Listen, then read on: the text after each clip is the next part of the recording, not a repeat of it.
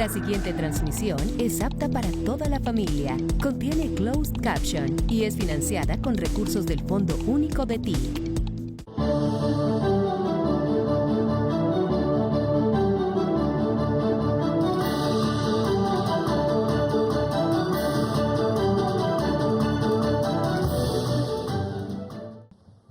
Explicado en qué consiste la línea ya por mis antecesores en el uso de la palabra, que indudablemente abre un nuevo canal adicional a los existentes tradicionalmente farragosos, a veces peligrosos. Denunciar es un peligro en Colombia, porque se denuncia ante unas instituciones que están cruzadas por la corrupción. Y el denunciante no sabe con quién habla realmente. Muchos casos en el país se han presentado en donde el denunciante muere después de denunciar o es amenazado. Y esa amenaza obviamente proviene de una red que está afuera y adentro del Estado. Este canal permite evadir ese peligro relativamente, creo que bien, por el ensayo que podía hacer ahora. El denunciante puede ocultar su dato personal si así lo desea. El canal permite una línea paralela a las mismas instituciones que pueden estar incursos en la corrupción y permite rapidez, en cierto sentido, rapidez en la denuncia. Una denuncia hecha por teléfono, por medios telemáticos. No hay que ir a la URI, como es tradicional antes, tener que desplazarse a algún sitio, que es indudablemente una barrera de entrada. Un pobre no puede hacerlo. O cualquier ciudadano en general tendería a ser demorado, ya no en la línea, sino en la cola, y terminaría cansado, no pondría la denuncia, perderíamos tiempos, perderíamos energías, perderíamos oportunidades de descubrir y de recuperar dineros que son públicos en este caso. Aquí es más expedito, es simplemente una llamada, llamar al 157.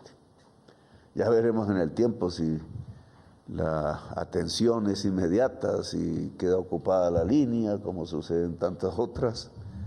En el tiempo mismo iremos descubriendo errores en el sentido de la capacidad del sistema para recibir llamadas o para tramitarlas, incluso para guardarlas. Habrá un informe de eso que espero el delegado de la Presidencia en la Oficina Anticorrupción del Ejecutivo pues lo brinde paralelamente, digamos, al desarrollo de este proceso que hoy comienza. Si hay gran capacidad en el sistema, indudablemente habrá capacidad y eficiencia y rapidez en la atención de las personas. Hay un juego que yo creo que ya en todas las tareas de construcción de este sistema, pues se ha venido solventando la capacidad eficaz. Ahora bien, no quisiera ponerme solamente en este tema técnico de una línea anticorrupción que pocos países la tienen, según tengo entendido, porque aquí no solamente se puede llegar una voz que denuncia un escrito, sino evidencias, indicios, pruebas, fotos, videos quizás, e indicios que permitirían que, estando este sistema ligado directamente a la Fiscalía, de hecho la DIJÍN es la unidad de la policía más ligada a la Fiscalía, es la policía judicial, la que busca las pruebas para judicializar los casos, pues aquí prácticamente entraría directamente, dependiendo de la gravedad de los hechos, a la investigación de la Fiscalía.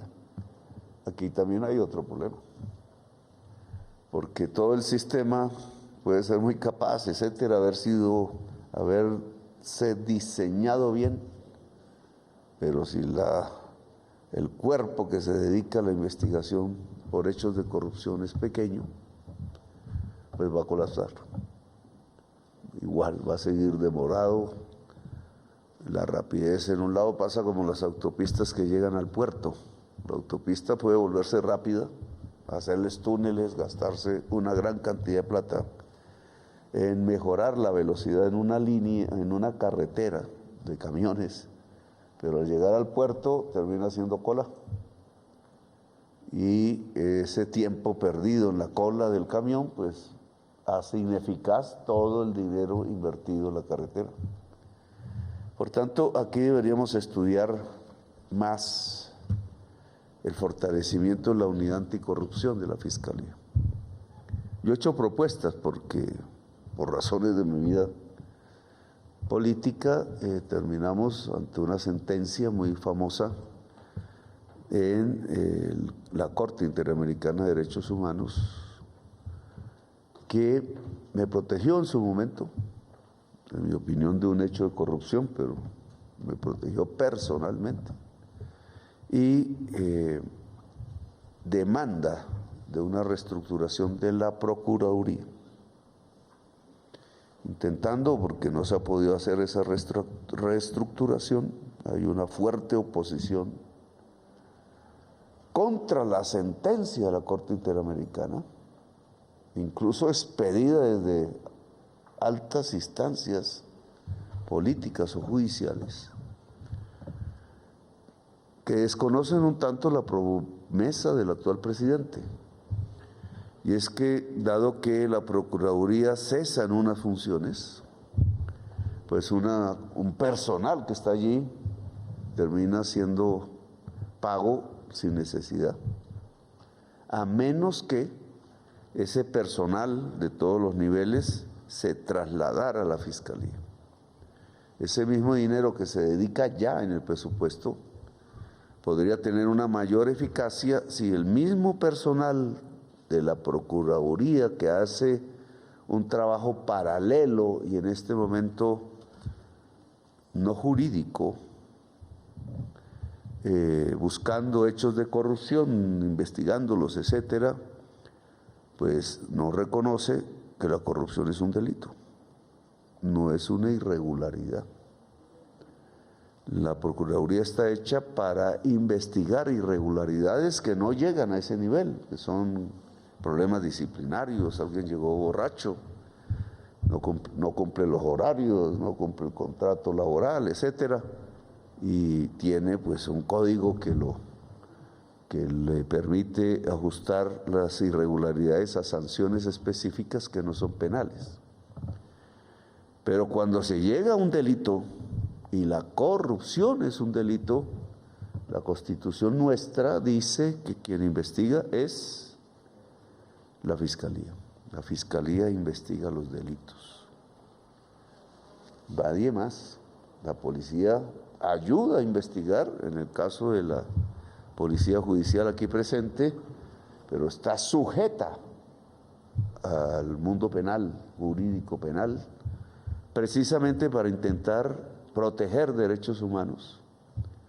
Nadie más puede quitarle los derechos políticos a un ciudadano, incluido su derecho de libertad, sino un juez, y un juez previa a una investigación presentada por la Fiscalía.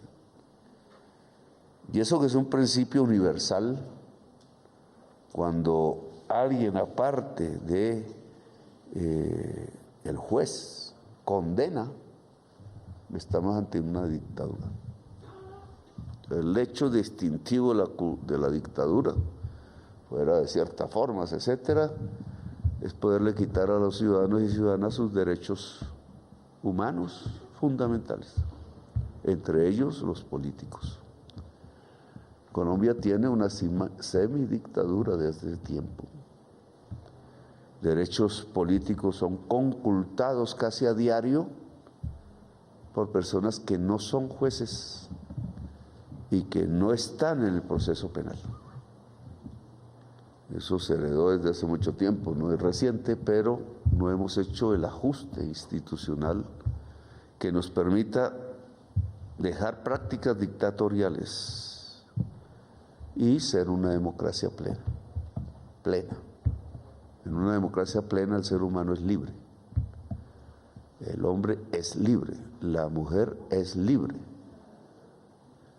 y el niño es libre, tiene sus derechos. Las comunidades son libres, la nación es libre, pero en una dictadura eso no ocurre. Y libertad consiste en el goce, entre otras razones, no voy a explicar aquí porque además no podría, una larga discusión filosófica sobre qué es libertad. Pero algo que no es libertad es que la ciudadanía pierda sus derechos humanos fundamentales. Cuando se le pega a un joven porque sí, cuando se le arrastra por las calles, cuando se le pinta para que no se vea su expresión, cuando se le silencia, cuando una mujer es golpeada por su marido, o en la calle, o el simple acoso sin su consentimiento, pues está perdiendo derechos como ser libre como persona. Y así no se vive en democracia. Este es un tema que me parece fundamental, señora fiscal, porque al final la técnica pues es limitada frente a la política. La técnica es simplemente un compañero, una ayuda, que aquí la estamos viendo, pero no pasa de ahí. Cuando la técnica se apropia también del ser humano, pues también tenemos una pérdida de la libertad. Ahora hay una serie de hechos pavorosos, diría yo, de lo que uno empieza a captar de lo que viene sucediendo en los últimos días. No tenemos aún toda la información. Desde el viernes se empezó a recoger, estuvimos allí en Tibú, haciendo un consejo de seguridad con la información que teníamos en ese momento. Había más rumor que datos. Hoy todavía tenemos mucho rumor y aún no tenemos los datos concretos. ¿Cuántas personas han muerto? 32 es lo que aparece en las morgues, en el caso del Catatumbo, pero todos sabemos que aún no se llega a muchos sitios, que este puede ser uno de los hechos más dramáticos, hemos tenido muchísimos, de la historia contemporánea, desde los tiempos de la violencia liberal conservadora. Y si uno se puede hacer un examen histórico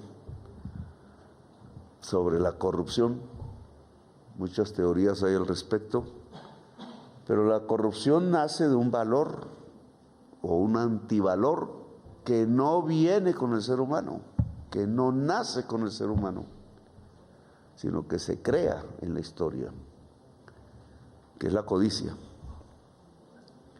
Yo vengo elaborando una tesis de que la codicia desenfrenada termina acabando la vida. Que el gran enemigo de la vida en toda su extensión, la naturaleza, la humanidad, el gran enemigo de la vida es la codicia. Y solo cuando superemos la codicia podremos tener seguridad, tanto en la naturaleza como en la humanidad. Hay quienes creen que no llegaremos a eso, que moriremos antes. Pero la codicia tiene una base concreta en la historia, que es el poder. Las comunidades humanas, cuando no tenían desarrollado el poder, salían a cazar juntos, se ayudaban, hombres y mujeres, para criar, para reproducir la especie, que es el instinto que todo ser vivo tiene, vegetal o animal. No aparecía la codicia como tal, por tanto la corrupción no aparecía. No es del ser humano, es de sus formas de organizarse. Eso desapareció en el tiempo y ahora se desarrollaron formas que permiten cada vez un poder mayor sobre las personas y por tanto desarrollan la codicia y por tanto desarrollan la corrupción. La codicia, por tanto, es un problema a afrontar como antivalor. Difícil en una sociedad que todos los días va reproduciendo que es necesario ser codicioso para vivir. Y olvida que al ser codicioso para vivir se mata la existencia en general. Pero es un tema de cultura y es un tema de la historia. La cultura no es simplemente una enseñanza en un colegio, aunque tiene que ver, hace parte. Si no se enseña, el joven más rápidamente o la joven más rápidamente adquiere los modos de ser de la sociedad fuera del colegio.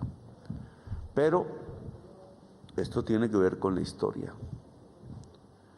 Y uno puede tratar de comparar por qué sociedades, cuando descubren un corrupto, termina uno viendo que el corrupto se suicida, por ejemplo, que no logra soportar la carga de ser visible como corrupto ante su propia comunidad, militares, políticos, religiosos incluso, en sociedades orientales, pero no solamente en los orientales, se suicidan.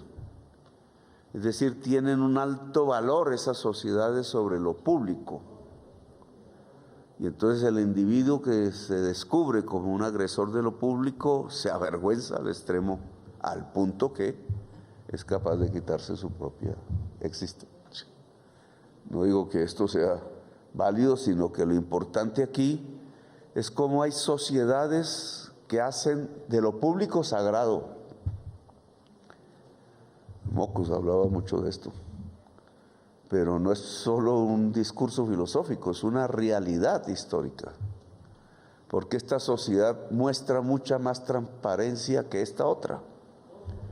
Y la respuesta está en la historia, no en el gen humano. No es que ellos son y nacieron así, más transparentes, y nosotros nacimos más corruptos, no.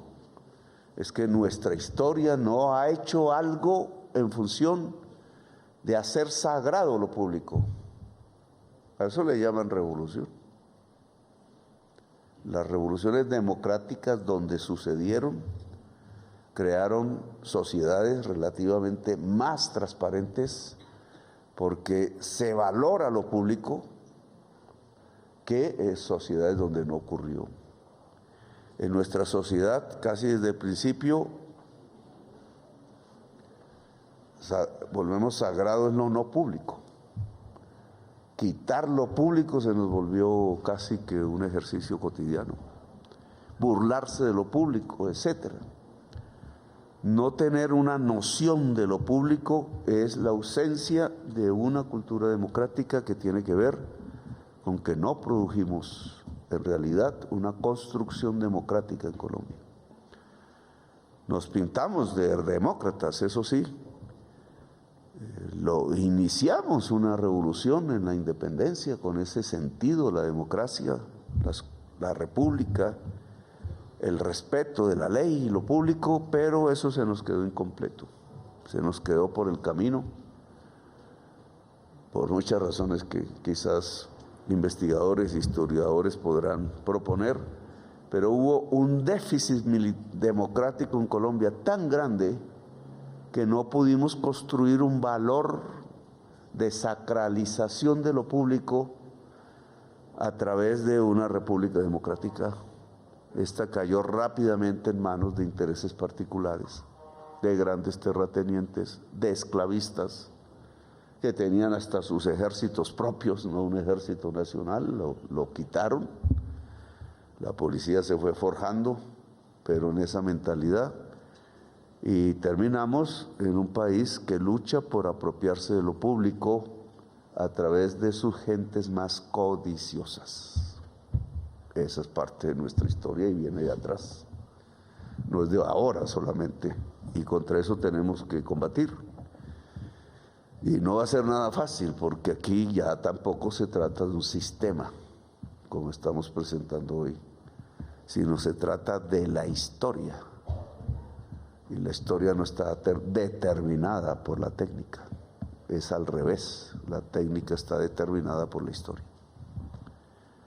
Por eso lo que vimos ayer, yo estuve viendo por redes, que era la máxima información, y con información de los jefes, los generales de la policía, del ejército, la situación del Catatumbo.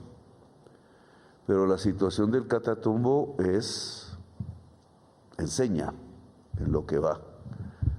Uno aprende también de los fracasos. Y allí hay un fracaso de la nación. Pues lo voy a tratar de decir con palabras que siguen siendo hipotéticas porque no tenemos toda la información. Pero ¿cómo el ELN se desplaza de Arauca a norte de Santander? En una cantidad de hombres, pues todavía no lo sabemos, pero tiene que ser abultada.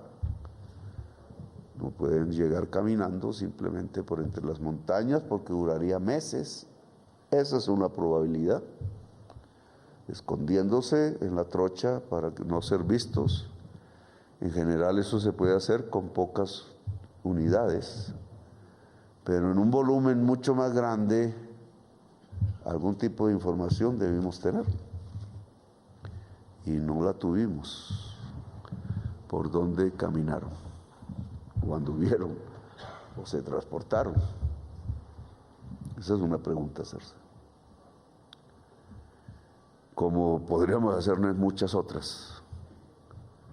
¿Por qué el ELN hoy, pocos meses de que era muy débil militarmente hablando, es fuerte? Eso tiene unas respuestas que deberíamos ahondar. ¿Cómo una organización puede saltar en fortaleza técnica, militar, en el corto plazo? La droga, decimos, sí. Luego hay un discurso mentiroso dentro del ELN porque el que yo escuché ayer habla de la verdadera revolución. Dice a alguien, que no sé el nombre, ¿cómo puede haber una verdadera revolución traqueteando? Moralmente es imposible, eso no se puede. Una revolución no se hace con dinero, o con mucho dinero. Cuando el dinero copa el espacio del valor humano, de la necesidad humana de un cambio, pues eso no es una revolución, eso es simplemente una actividad codiciosa. Cambiaron revolución por codicia. Y el número de la preparación, de la calidad de la preparación militar y de las armas es por codicia, no por hacer una revolución. Por codicia cualquier ser humano se pone al servicio de otro, no es libre. No quiero explicarles, pero en general, los revolucionarios que existen, un Bolívar en nuestro campo, habría muchos, el sacerdote Camilo Torres Restrepo, para ponerlo más encajado en la historia de quienes han actuado en estos días, un Jesús, dependientemente de la creencia religiosa, son seres libres. Y para uno ser libre no puede ser codicioso, porque la codicia lo vuelve a uno esclavo de la codicia. Y entonces, pues es imposible revolución y codicia. Cuando la codicia se apropia de la revolución se acaba. Y creo que estamos viendo viejos revolucionarios que se volvieron lo contrario. Y estén armados o no, el arma en una revolución puede degradar la revolución. Ha habido muchas revoluciones con armas, pero en general son complementarias desde el pueblo. Es el pueblo el que hace una revolución. La toma de la Bastilla, incluso el Palacio del Zar en la historia, o en nuestro caso el Cabildo Abierto del 20 de julio. Esos son revoluciones. Pero no está el arma por delante, está el discurso y la voluntad del cambio del pueblo. Podríamos llegar a la tesis de que no debe tenerlas, Gandhi hizo eso, puso eso sobre el tapete. Pero lo que estamos viendo entonces es un cuerpo armado dominado por la codicia, alejado de su discurso fundacional, alejado de sus fundadores, como el padre Camilo Torres Restrepo, y en otra fase completamente diferente en la que no nos podemos equivocar. Están al servicio de otra cosa, no solo de su codicia personal, que los hace matar para eliminar lo que creen ellos son los obstáculos para su codicia. Pueden ser otros codiciosos, indudablemente, porque lo que hemos visto es guerra entre ese tipo de grupos. La mayor parte de los muertos sale de ahí. Hablar de un conflicto armado en Colombia nos toca explicarlo, porque ya no es la guerra entre un grupo y el Estado, casi no hay acciones contra el Estado, muy de vez en vez, sino que es la guerra entre grupos. Y entonces la guerra entre grupos es alrededor de ¿qué? No es del Estado, no vienen para acá, es alrededor del territorio, del cultivo, en este caso puede ser otra economía, y se matan por ello, es decir, se matan por codicia. Y entonces ya no son 10 personas, un desaparecido por aquí que cae en la guerra entre Estado e insurgencia, sino decenas de personas que pueden matar en una sola noche para limpiar el territorio de lo que consideran sus enemigos, que no es el Estado propiamente. Si el Estado no los molesta, allí quedan, sino sus enemigos son los que se atraviesan en quitarles la ganancia para apropiárselo ellos o por cualquier otra razón, y matan. La codicia los hace matar en masa, se convierten en señores de la guerra y asesinos en masa. Y allá, pues, digamos, la posición del Estado. La posición del Estado puede ser, déjenlos pelear y se matan. Pero terminaremos en unos hechos peores, porque esa codicia es comprable y puede ser comprable por alguien extranjero, bajo otro tipo de lógica,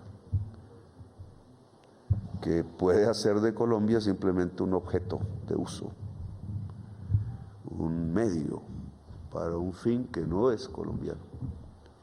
Y como sociedad nos podemos degradar entonces, y como Estado más. Y ese no es el camino que se ha propuesto desde el 91.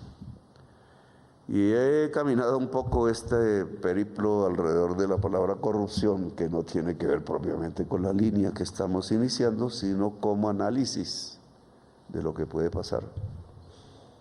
Porque hay políticos de la oposición que no se están dando cuenta de la gravedad. Uno no puede estar diciendo por ahí que va a invadir otro país, porque el otro país va a reaccionar.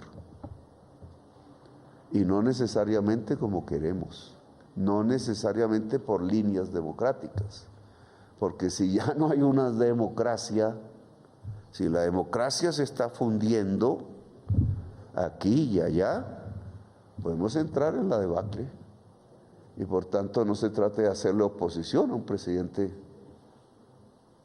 que está bien que lo hagan, pero no en estos temas, sino que se trata de la unidad nacional para no dejar perder una nación o un Estado. Reformarlo sí, todo lo que se quiera, pero no perder la base fundamental que somos, la República de Colombia. Y eso, digamos, es lo que está sobre el tapete. Y dejo ahí, general y ministro, para suscitar las discusiones del caso, pero no me aguantaba las ganas de decirlo. Entonces espero que el desarrollo de esta línea nos ayude.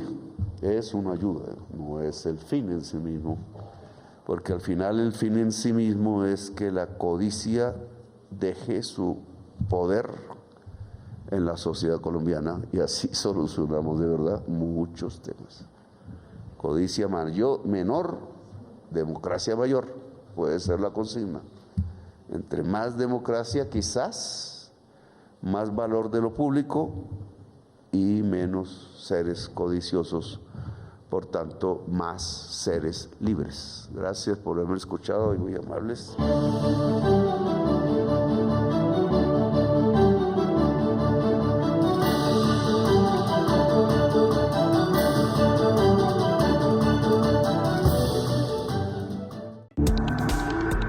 Este contenido fue financiado con recursos del Fondo Único de TIC.